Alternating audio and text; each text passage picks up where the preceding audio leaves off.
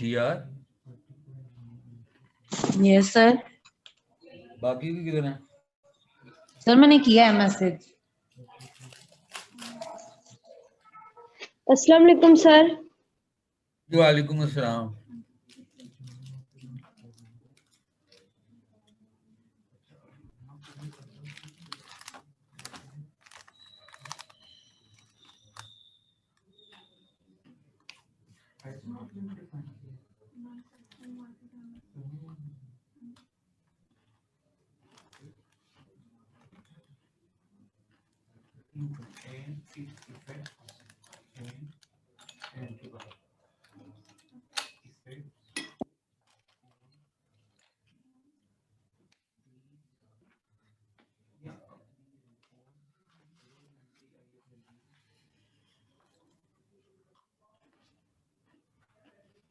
करने स्टार्ट फिर।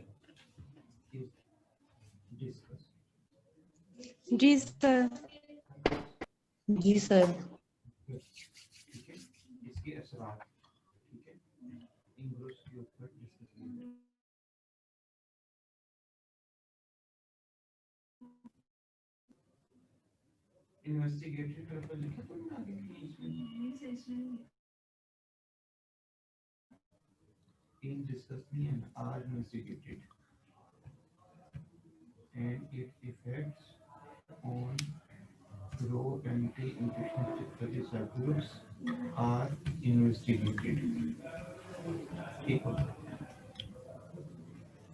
अच्छा जी,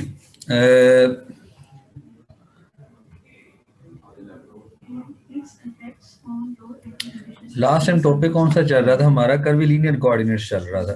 नोट्स हैं ना सबके पास? कोई भी नहीं बोल रहा।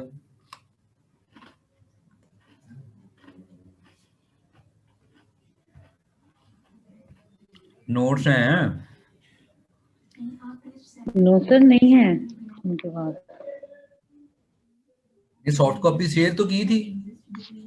नो सर आपने कहा था आपने नहीं सेंड करनी। नहीं नहीं, वो वाली नहीं, वो जो फोटो कॉपी करवाई थी। सर आपने नहीं सेंड किए थे क्लास को। चले कर देते हैं, कर देते हैं, कर देते हैं। जी सर। आज कर दे, याद करवाइएगा, आज कर देते जी हैं। सर। कोई याद करवा सकता है कोऑर्डिनेट सिस्टम क्या था?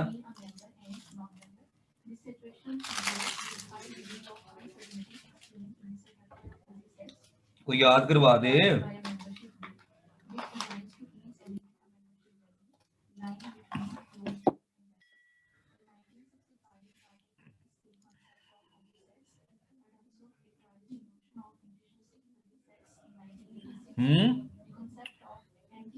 एक मिनट।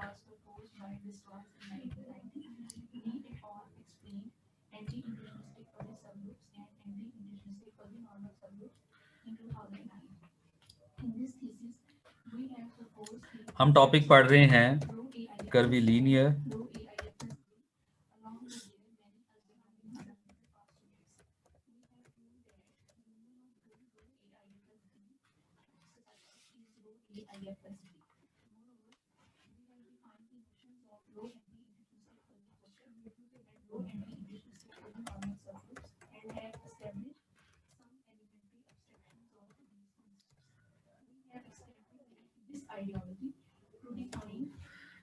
कर्विलीनियर coordinate system.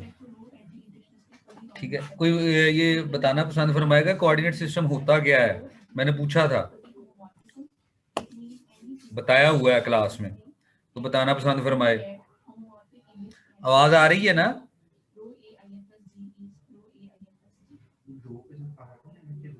हेलो? जी सर आ रही है। तो मैं पूछ रहा हूं ना, कोऑर्डिनेट सिस्टम क्या होता है?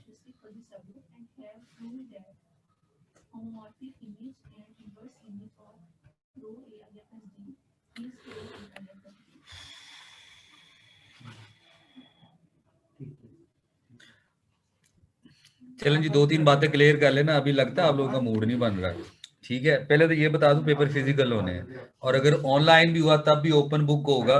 ठीक है, उसका एमसीक्यूज का मतलब मैं तो नहीं देने लगा हूँ एमसीक्यूज। ठीक है, ओपन बुक होगा। ठीक है, किसी का नेट का इशू हुआ ऑनलाइन भी देने हो, यूनिवर्सिटी में बेशक आके दे ले।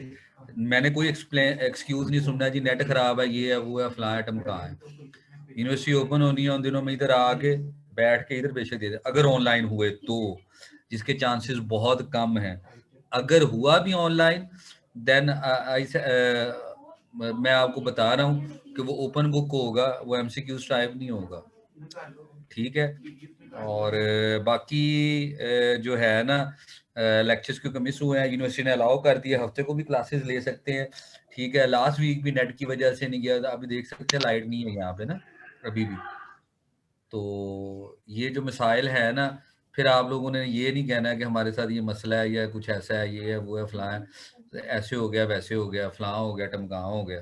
ठीक है, क्लासेस लेने में आप लोग संजीदा नहीं है, और एहतजाज में आपने सबसे पहले होना है कि जी पेपर हमारे ऑनलाइन ले लें, जी ऑनलाइन ले लें, हम भी ओपन बुक लेंगे पेपर। ठीक है, तो इंशाल्लाह रल के ध्यान ना एहतजाज करे जी।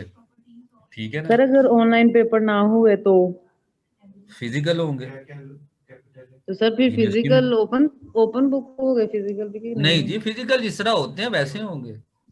जी सर। अगर वो भी ओपन बुक रखने मैं हाजिर हूँ, कोई ऐसा मसला नहीं। बड़ी मेहरबानी। ਤੁਸੀਂ ਜਿਹੜੇ ਤੁਹਾਡੇ ਸੀਨੀਅਰ ਗਏ ਹੈ ਨਾ ਔਰ ਜਿਨ੍ਹਾਂ ਨੇ ਸਲਾਮ ਦੁਆ ਹੈ ਉਹਨਾਂ ਕੋ ਪੁੱਛ ਲਓ ਕਿ ਓਪਨ ਬੁੱਕ ਪੇਪਰ ਫਿਜ਼ੀਕਲ ਹੋਵੇ ਜਾਂ ਆਨਲਾਈਨ ਹੋਵੇ ਕਿਵੇਂ ਦਾ ਹੁੰਦਾ ਹੈ। इंशाल्लाह तसल्ली हो जाएगी, उम्मीद है फिर तुसी पढ़ना शुरू कर दोगे। सर हमें मिड में ही पता चल गया है आपका। सर हमने नहीं देने ओपन बुक पेपर। सर क्यों नहीं देने भाई, हमने देने, हमारी मर्जी, सारे टीचर्स का हमारी मर्जी। तुसी पढ़ते ही नहीं हैगे, क्लास ना होवे कोई पुछदा भी नहीं है। नेट का इशू है, मजाल है, कोई पूछ ले कोई बात कर ले जी सर, बाकी सारे सुते ने, और कह दो जी मैंने कहा था जब छुट्टियां उसमें क्लासेस लेंगे, किसी ने मजाल है किसी ने कहा अच्छा सीआर जीआर सारे एग्री कर गए, ठीक है सर ले लीजिएगा, एक दिन तीनों ले लीजिएगा, उस तो बाद सारे गायब ने। ठीक है जी, सर हमने कहा बिजी होंगे। सर आपने जी सर आपने ही बताना था हमें बाद में कि आपने कब क्लास लेनी है। मेरे उत्ते ना पाओ, मेरे उत्ते ना पाओ, मैं अब बता रहा हूँ ना, हफ्ते को भी क्लासेस होंगी, हफ्ते को तीन क्लासेस होंगी, और पीर मंगल बुध जुमेरा रोज क्लास होगी। ये जो पीर की छुट्टी है वो भी खत्म है, जुमे को भी होगी, 6 के 6 दिन क्लासेस, और जितना मूड हुआ उतनी क्लास हुआ करेगी। इस वक्त मॉर्निंग वाले वेले नहीं है, इस वक्त इवनिंग वाले वेले नहीं है, आप लोग इन बातों से नहीं निकलते। कोऑर्डिनेट सिस्टम मैंने बताया था, किसी भी पॉइंट की पोजीशन बताने के लिए जो रेफरेंस कर्व्स या रेफरेंस सरफेसेस यूज की जाती हैं, उनकी मदद से जो किसी पॉइंट की पोजीशन बतानी होती है उसको कोऑर्डिनेट सिस्टम कहा जाता है। ये जो रेफरेंस कर्व्स हैं, ये रेफरेंस कर्व्स या रेफरेंस सरफेसेस जो है, ठीक है, इनको जनरलाइज अगर देखा जाए तो इस सिस्टम को कर्विलीनियर कोऑर्डिनेट सिस्टम कहा जाता है। हम अभी तक कौन सा कोऑर्डिनेट सिस्टम यूज करते आए हैं, वो कार्टेशियन कोऑर्डिनेट सिस्टम रहा है, जिसमें 3 लाइंस 3 कर्व्स, क्योंकि लाइन स्पेशल केस है कर्व का, 3 लाइंस जिनको एक्स एक्सिस वाई एक्सिस जी एक्सिस के नाम से हम जानते हैं, वो यूज करते आए हैं। इसको अगर जनरलाइज कर दिया जाए तो वो कर्व्स बन जाएंगे, इसको बात करेंगे, उसको कर्व कहते हैं। ठीक है, और अगर इसको देखा जाए तो ये 3 सरफेसेस भी बनती हैं, एक्स वाई प्लेन, वो प्लेन्स होते हैं। ठीक है, तो प्लेन क्योंकि सरफेस की स्पेशल केस है, तो जो कोऑर्डिनेट सिस्टम है, जो हम कार्टेशियन कोऑर्डिनेट सिस्टम पढ़ते हैं, वो 3 रेफरेंस कर्व्स या 3 रेफरेंस सरफेसेस का इंटरसेक्शन है। ठीक है, कोऑर्डिनेट सरफेसेस क्या है, उनको यूजुअली स्मॉल लेटर से डिनोट किया जाता है, U1। ठीक है, मैं इसको कंपेयर कर रहा हूं कार्टेशियंस के साथ। सर आपने कर्विलीनियर कोऑर्डिनेट्स का भी बताया था कि ये किसकी स्पेशल फॉर्म है। कर्विलीनियर कोऑर्डिनेट जनरलाइज फॉर्म है कोऑर्डिनेट सिस्टम्स की, कार्टेशियन की। कोई भी कोऑर्डिनेट सिस्टम है उसकी जो जनरलाइज फॉर्म है उसको कर्विलीनियर कोऑर्डिनेट सिस्टम कहा जाता है। एक्स वाई जी ये वही कोऑर्डिनेट्स हैं कार्टेशियन कोऑर्डिनेट्स हैं, u1 उसका फंक्शन है is equal to c1, small के साथ लिख रहा हूं, u2 is equal to is a function of x, y, z is equal to c2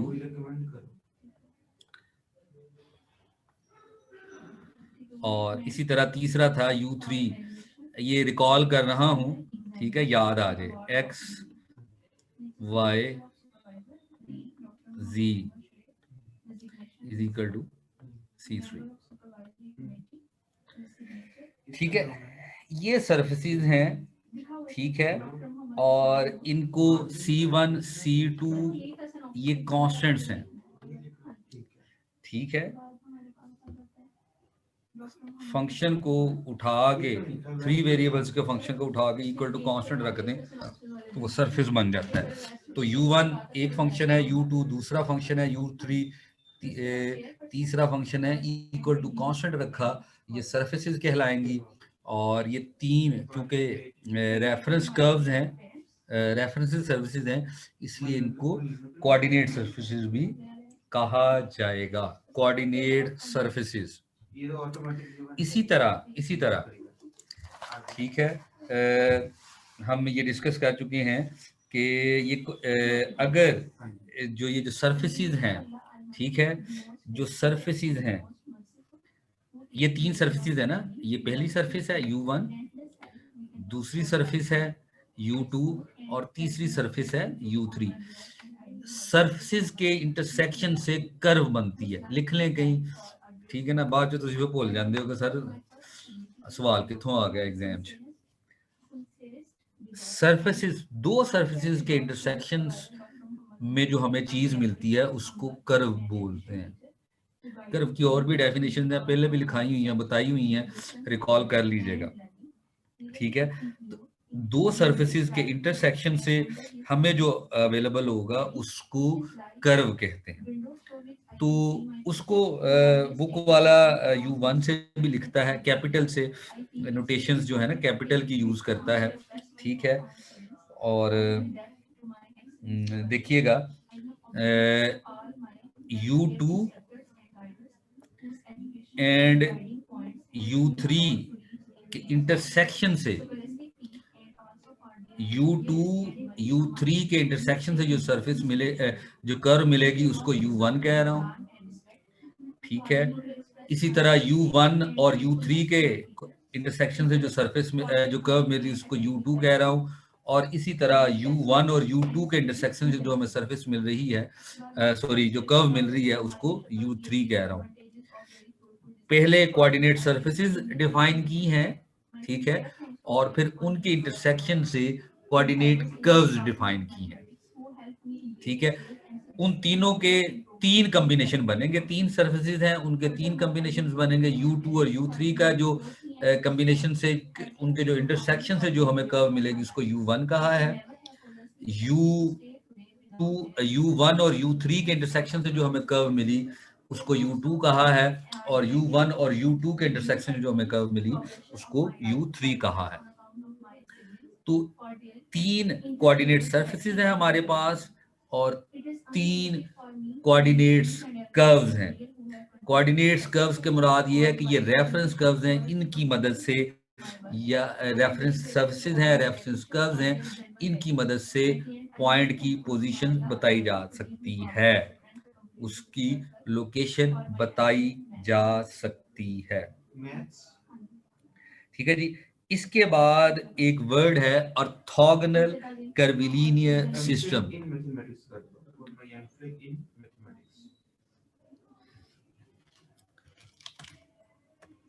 orthogonal की डेफिनेशन कई दफा डिस्कस हो चुकी हुई है, मैं इस रिपीट नहीं करूंगा, ठीक है।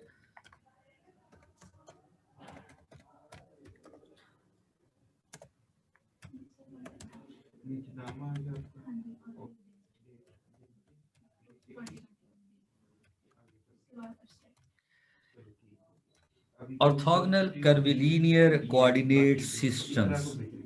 ऑर्थोगोनल ये होते हैं कि कोई सी सर्फेसिस हैं, कोई उनके नॉर्मल्स के दरमियान कोई सी कर्व्स हैं, उनके इंटरसेक्शन के पॉइंट पे नॉर्मल्स के दरमियान एंगल अगर 90 हो तो उनको ऑर्थोगोनल कहा जाता है। अगर ये कर्व्स या सर्फेसिस के इंटरसेक्शन के ऊपर आप नॉर्मल ड्रा करें और वो उनके दरमियान एंगल्स 90 का हो तो ये ऑर्थोगोनल कर्विलिनियर कोऑर्डिनेट सिस्टम कहलाते हैं। इसका एडवांटेज हमें ये होता है ऑर्थोगोनैलिटी, रिपीट कर दें सॉरी सर, ये coordinate orthogonal curvilinear coordinate system की डेफिनेशन एक दफा रिपीट कर दें। जो सर्फेसिस आपस में ऑर्थोगोनल हो उनसे जो बनने वाला ऑर्थोगोनल सिस्टम जो कोऑर्डिनेट सिस्टम है वो ऑर्थोगोनल होगा। ऑर्थोगोनल की डेफिनेशन बताई हुई है।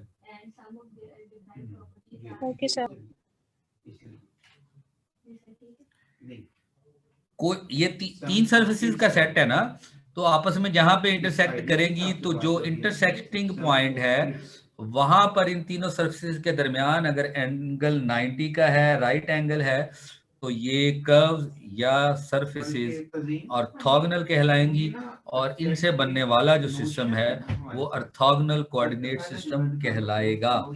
तो एंगल 90 होने की वजह से हमें काफी एडवांटेजेस हो जाते हैं।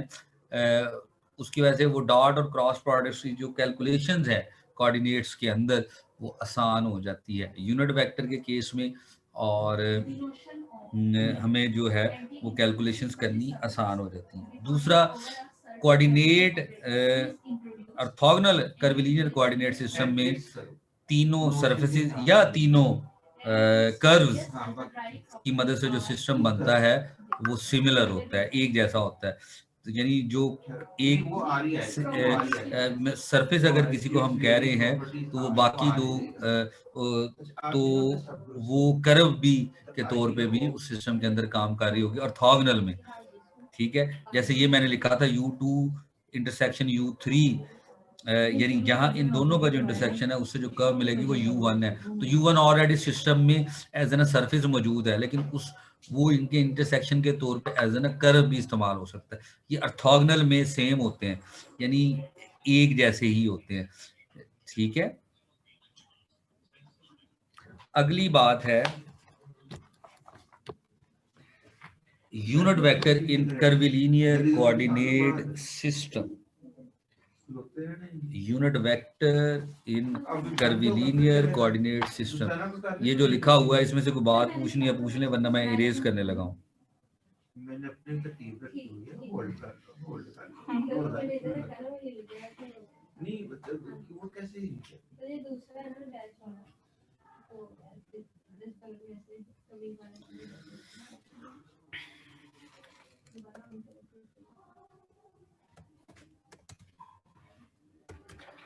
आप लोग सामने रूम में बैठ गए ना, बारी बारी आते जाए सर के पास। इतने जगह बहुत ज्यादा, इतना तो फिर बहना औखा हो जाना है इतने।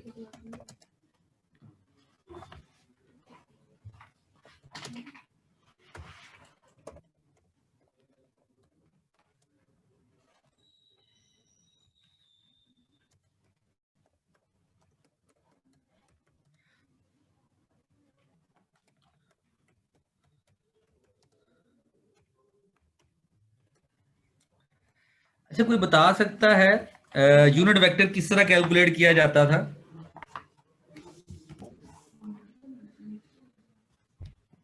Sir, vector over magnitude.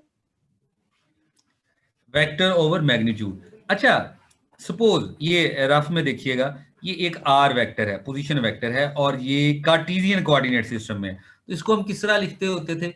इसके कंपोनेंट बनाते होते थे। एक्स कंपोनेंट यानी एक्स की तरफ, एक्स की डायरेक्शन में जो कंपोनेंट है वो आई यूनिट वेक्टर, और जो एक्स के उसकी डायरेक्शन साथ लिखते थे वाई में लिखते थे। ठीक है, वाई इंटू जे यूनिट वेक्टर, ठीक है, प्लस के सॉरी जी इंटू के यूनिट वेक्टर, इसी तरह लिखते थे ना? Yes sir. ये कार्टेशियन में लिख रहे थे। ठीक है, और इसको जब आर्गुमेंट्स की शक्ल में लिखते थे तो इस तरह लिखते थे, R vector is a function of x comma y इसको S कर। कोमा जी, ये आर्गुमेंट्स में इसको इस तरह लिखा जाता है। तो ये था कार्टेशियन के अंदर। अगर इसको मैं जनरलाइज कोऑर्डिनेट सिस्टम में यानी कर्विलिनियर कोऑर्डिनेट सिस्टम में लिखूं तो वो ये जनरलाइज कोऑर्डिनेट्स में लिखा जाएगा, यानी r is a vector of, अब जनरलाइज लिखने लगा हूं, Specific operator, कर्विलिनियर कोऑर्डिनेट्स लिखने लगा हूं, u1 specific operator, comma u2 specific, u3, ठीक है। अब देखिएगा x था, x के साथ x की डायरेक्शन वाला यूनिट वेक्टर था, y था, y की डायरेक्शन वाला यूनिट वेक्टर था, z था, z की डायरेक्शन वाला यूनिट वेक्टर था। तो इसका मतलब है डायरेक्शन बताने के लिए यूनिट वेक्टर्स चाहिए हो, तो जब इसको कंपोनेंट फॉर्म में लिखेंगे, ये कंपोनेंट फॉर्म है, यानी एक्स आई प्लस वाई जे प्लस जेड के, ये कंपोनेंट फॉर्म है। तो इस वेक्टर को जब कंपोनेंट फॉर्म में लिखेंगे तो हमें इसके यूनिट वेक्टर की जरूरत पड़ेगी, ठीक है। तो जब उसको कंपोनेंट फॉर्म में लिखना हो किसी वेक्टर को, किसी वेक्टर की पोजीशन को, तो उसके लिए हमें कंपोनेंट्स फॉर्म में लिखना हो तो उसके लिए हमें यूनिट वेक्टर्स की जरूरत पड़ती है। और ये हमें पता ही है कि कोई भी वेक्टर का जो यूनिट वेक्टर है वो किस तरह कैलकुलेट करते हैं, उस वेक्टर को उसकी मैग्नीट्यूड से डिवाइड कर देते हैं, ऐसे ही है। Yes sir. जी सर। ठीक है, जी अब सर। ये यूनिट वेक्टर है, इस तरह कैलकुलेट किए जाते हैं। वेक्टर है उसकी मैग्नीट्यूड के साथ, उसके साथ डिवाइड कर देते हैं, ठीक है। हम बात स्टार्ट करते हैं, आप बेशक लिखना शुरू कर दें। is article, मैं कोशिश करूंगा ये जो इस तरह है नोट्स वगैरह जो हैं, इसकी सॉफ्ट कॉपी तो बढ़िया है, लेकिन ये क्लियर नहीं थे, इसलिए मेरे ख्याल है कि मैंने क्लास के साथ शेयर नहीं किए। तो देखते हैं थोड़ा सा गहरा करके शेयर करने हैं, या जो टाइप्ड हैं उसके हवाले से को देखते हैं शेयर करने हैं या नहीं करने हैं। वो जो उनसे फिजिबल होंगे आपके लिए ना, उनको शेयर कर दिया जाएगा। अच्छा जी, लेट आर, ये वाला जो आर है, be a position vector of a point P, यानी ये जो आर है ये पॉइंट पी का पोजीशन वेक्टर है। पॉइंट पी वेक्टर नहीं है, पॉइंट पी का पोजीशन वेक्टर है। क्या है? पोजीशन वेक्टर है, ठीक है। अब इस आर का पार्शियल डेरिवेटिव लूंगा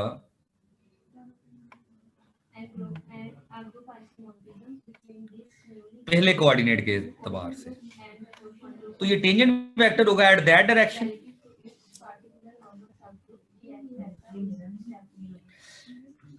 जो डेरिवेटिव होता है, गौर से सुनिएगा, जो डेरिवेटिव होता है वो टेंजेंट एट दैट कर्व होता है ना। तो u1 के लिहाज से जब पार्शियल डेरिवेटिव लूंगा, ठीक है, ये टेंजेंट वेक्टर होगा at u1 curve, tangent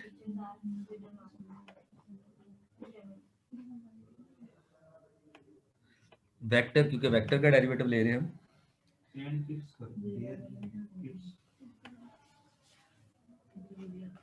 notion है ना, एट ठीक है। टेंजेंट वेक्टर 2 ऐड कह दिया है एट पी, पी के ऊपर 2 u1 कर्व।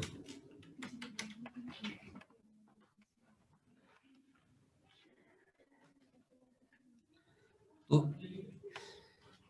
आर जो पोजीशन वेक्टर है पॉइंट पी का, उस पॉइंट के ऊपर अगर u1 के रिस्पेक्ट आप डेरिवेटिव लेते हैं तो वो उसका टेंजेंट एट दैट पॉइंट है, टेंजेंट वेक्टर है, ठीक है। उसका क्या है? टेंजेंट वेक्टर है। जी सर।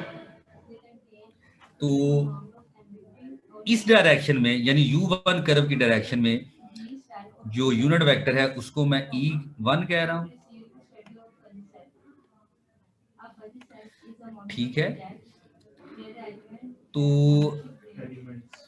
कर्व के ऊपर गौर से देखिएगा, लाइन के ऊपर जब टेंजेंट ड्रा करते हैं तो वो लाइन इट सेल्फ होती है, इसलिए वहां पे हमें जो है वो एक्स आई स्टेट वे एक्स वाई और जी लिख देते हैं, और उधर यूनिट वेक्टर कैलकुलेट करने में भी हमें कोई इस तरह उस लिहाज से कोई इश्यू नहीं होता। लेकिन जो कर्व है उसका टेंजेंट वेरी करता है हर पॉइंट के ऊपर, ये बात ज़हन में रहनी चाहिए, इस वजह से डेरिवेटिव लिया है। ठीक है, डेरिवेटिव के बगैर गुजारा नहीं है। क्यों? जो डायरेक्शन होती है किसी कर्व के ऊपर, सपोज मैं इधर से थोड़ा सा मिटा लेता हूं,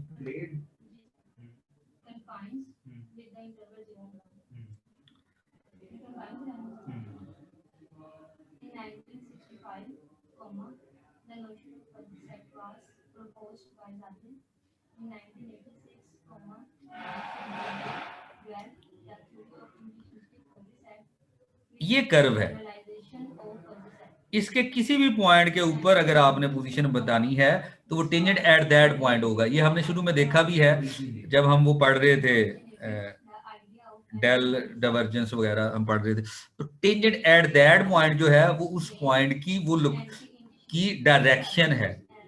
ठीक है, तो टेंजेंट वेक्टर असल में जो टेंजेंट वेक्टर है वो टेंजेंट उसकी वो डायरेक्शन को बता रहा होगा। तो हम डायरेक्शन वेक्टर कौन सा है? Tangent vector. कर्व की डायरेक्शन वाला कौन सा है? Tangent vector. तो उस टेंजेंट वेक्टर का यूनिट लेंगे तो वो यूनिट वेक्टर कहलाएगा और वो उसकी डायरेक्शन कहलाएगा। तो ये वाला जो यूनिट वेक्टर हमने लिया है partial R divided by partial u1, इसको इसकी मैग्नीट्यूड से डिवाइड करेंगे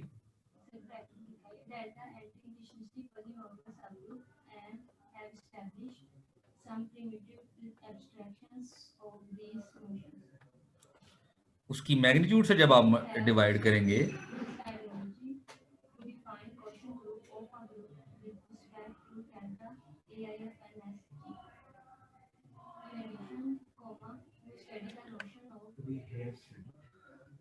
तो अब देखिएगा ये टेंजेंट वेक्टर है किस कर्व का? u1 का, यानी u1 कर्व की जो डायरेक्शन है वो ये वाला वेक्टर है।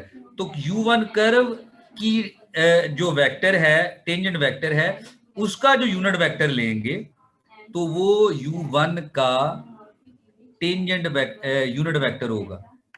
तो हमने u1 के लिहाज से सर u1 का जो टेंजेंट वेक्टर है वो partial are over partial u1 है और ये डायरेक्शन शो कर रहा है। नहीं, ये उसका यानी जो ये उसका टेंजेंट वेक्टर है उस कर्व के ऊपर जो है। जब सर आर तो उसका पोजीशन वेक्टर है। हाँ जी, आर कर्व के ऊपर पड़ा हुआ है ना पॉइंट। जी सर। उसकी अगर आपने अगर पोजीशन निकालनी हो तो किस तरह करेंगे? और सॉरी, उसकी डायरेक्शन निकालनी होगी टेंजेंट एट दैट पॉइंट,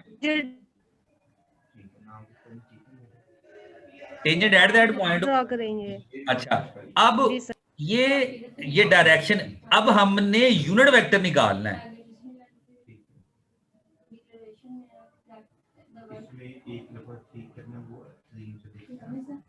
क्योंकि जो पोजीशन हुआ करती है, याद रखिएगा, पोजीशन की जो डायरेक्शन होती है वो उस कर्व के यूनिट वेक्टर की शक्ल में होगी ना, इसलिए इसका यूनिट वेक्टर लेते हैं। तो अब ये u1 का जो है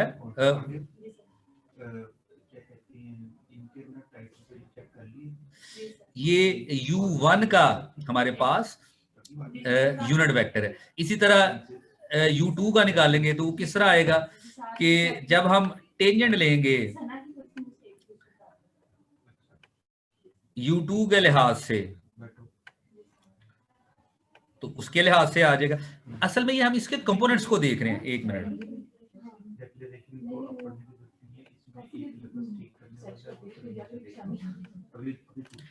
और इसी तरह E3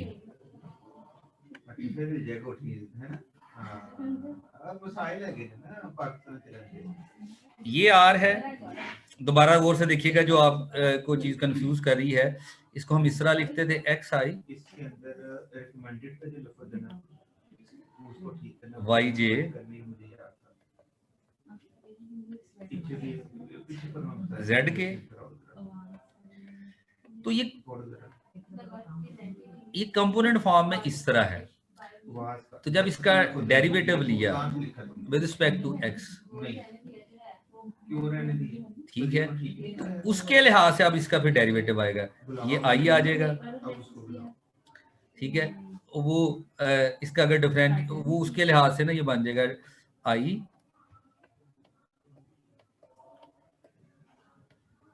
plus D Y plus D Z K, इस डी एक्स से मैंने मल्टीप्लाई कर दिया। 1 मिनट जी।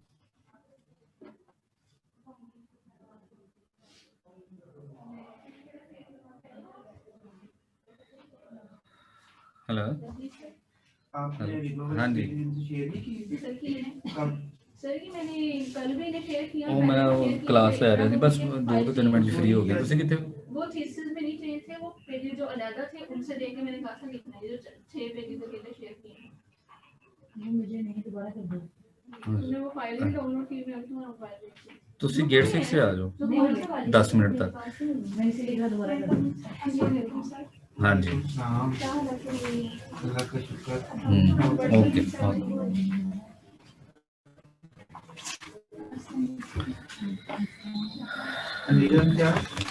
ये शहर की ना स्लाइड अच्छा, चेक करो। तो ये 1 मिनट, ये इधर बेसिकली ये इसका डिफरेंशियल है, ठीक है। टेंजेंट इसका जब एक्स के लिहाज से लेंगे, फिर वो उसके लिहाज से उसका वो एक ही कंपोनेंट बचेगा या जो भी है।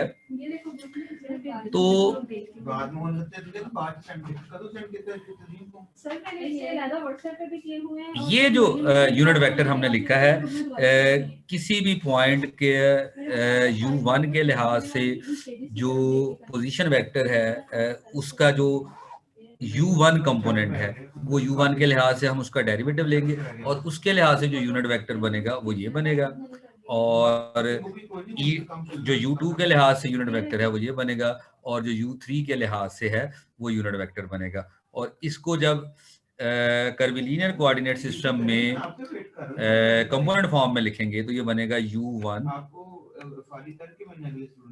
u1 e1 plus u2 e2 plus u3 ठीक है।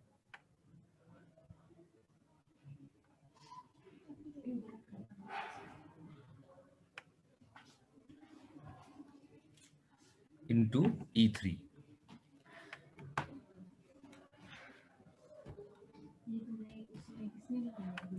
u1 u2 u3, जिस तरह x i y j z k लिखा हुआ था उसके लिहाज से इसको इस तरह लिखा गया है। तो ये जो यूनिट वेक्टर्स हैं, ये इनको कैलकुलेट करने का जो है वो अंदाज है। कोई बात पूछनी हो यहाँ तक तो पूछ लें, इसके बाद फिर लेक्चर खत्म करते हैं जी।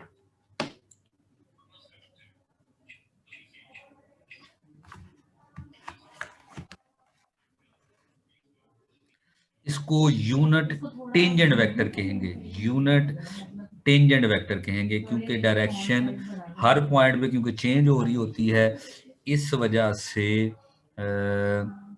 टेंजेंट वेक्टर लेना पड़ता है पोजीशन बताने के लिए। तो ये जो E1 है इसको यूनिट टेंजेंट वेक्टर कहेंगे और आसानी के लिए इसको यूनिट वेक्टर बोल देते हैं, लेकिन ये tangent vector unit tangent vector है, क्योंकि u1 की जो डायरेक्शन है वो u1 के लिहाज से पार्शियल डेरिवेटिव बताएगा, u2 तो वो उसका वो जो यूनिट वेक्टर है उसके लिहाज से, तो हर कंपोनेंट के साथ उसका यूनिट टेंजेंट वेक्टर है। तो इस केस में क्योंकि वो सेम ही होता है, इस वजह से वहां पे हमें फर्क नजर नहीं आता, क्योंकि लाइन है ना, तो इसलिए वहां पे डेरिवेटिव लेने की जरूरत नहीं पड़ती यहाँ पे, क्योंकि वो इटसेल्फ ही हुआ करता है। यहाँ पे वही चीज है जी। कोई बात पूछनी हो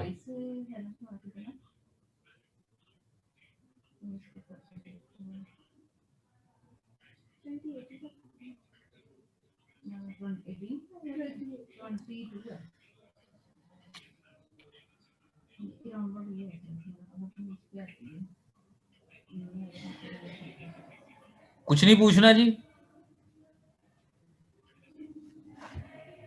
एनीवन? सर कल इंशाल्लाह तैयार करके पूछेंगे। हाँ जी, कल इंशाल्लाह तैयार, जब इसको तैयार करेंगे तब पूछेंगे इंशाल्लाह। जी एनी टाइम वेलकम जी। क्लास से पहले ग्रुप में भी पूछ सकते हैं, कोई ऐसा मसला नहीं। जी सर। ओके हो गया जी, इंशाल्लाह कल मुलाकात होती है जी। अल्लाह हाफिज। ओके सर, अल्लाह हाफिज। Screenshot sir. लेते रहा करिए अटेंडेंस के। ठीक है सर। किसी की शॉर्ट हुई तो वो आपके सर पढ़नी है, मेरे सर नहीं पढ़नी। जो आप बताएंगे वही लगनी है अटेंडेंस। इसमें किसी को एक्स्ट्रा फेवर देने की जरूरत नहीं है, क्योंकि मुझे पता है आज सारे 38 लोग हैं इवनिंग मॉर्निंग के, ठीक है। तो बाकी की हाजिरी, जिन 38 से ज्यादा की हाजिरी आज की हुई, रिकॉर्डिंग तो मेरे पास मौजूद है ना, तो 38 से ज्यादा हाजिरी हुई आज के दिन की, तो इसका क्या मतलब है? क्या आप लोगों ने दोस्तियां निभाई हैं, ईमानदारी नहीं की है। तो जो लोग दोस्तियां निभाते हैं, ईमानदारी नहीं करते, वो भी बाद में धोखा खाते हैं। अल्लाह हाफिज। Okay sir.